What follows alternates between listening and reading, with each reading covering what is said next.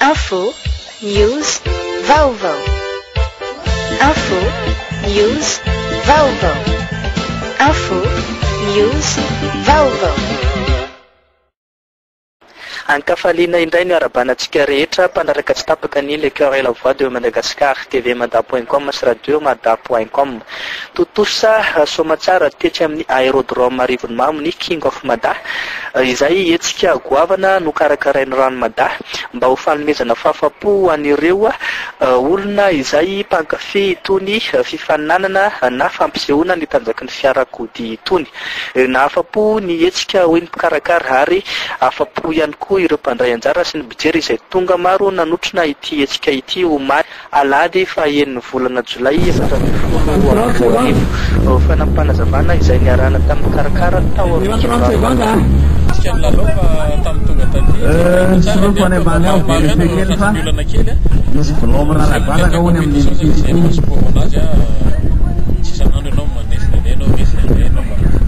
zone de freinage tonga maro karazana tomobile rehetra na ny tomobile taloha ny 305 sy ny R11 sy ny rehetrarehetra sy ny tomobile vaovao le service d'ordre ao ambany ao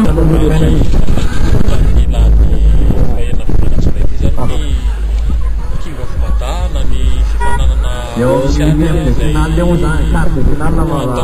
ny resaka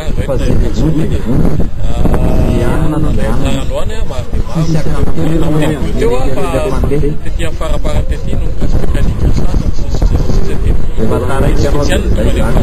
fapolamisatsika miresaka zao ao anatin'le hiditra ny phase finale ny resaka concours nationaux zay hita hoe fa manomboka miakatra miaminenta ny resaka inona sy ny sono eto amintsika eto mahafinaritra be publika maro tanteraka zay karakara me fotoana indray amin'ny faharoatsy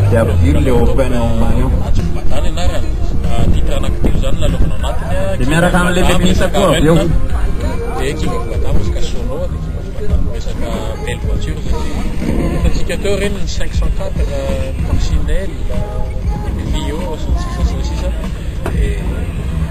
hitantsika eo zay no tena mampiavaka azy hoe zay le atao hoe King of Mada zay no tena nasamihafa azy amin'ny manso zay mampiavaka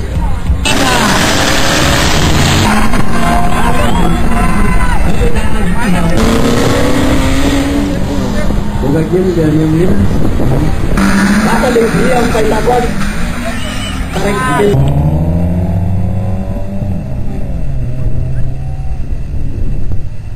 Oh,